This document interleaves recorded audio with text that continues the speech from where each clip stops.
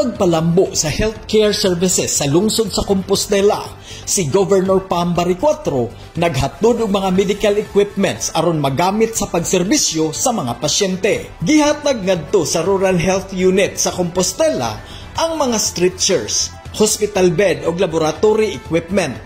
Ang Rural Health Unit sa Compostela adunay pasilidad nga makadawat og 4 ka mga simultaneous deliveries. Adunay laboratory nga kompleto sa blood chemistry, urinalysis ug x-ray.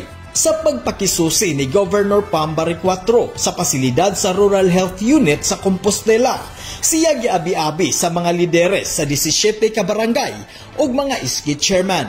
Sa pamahayag sa gobernador, iyang giklaro nga prioridad sa iyang administrasyon ang pagpalambo sa healthcare services sa lalawigan sa Sugbo. Ang kaning healthcare very close gid ni sa akong kasing-kasing.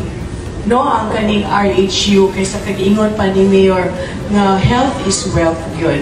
Magunsa naman lang na atong kalambuan kung ato ang healthcare wala na kadimao. Manginlabot magpakabana, Monching Austero, Sugbo News.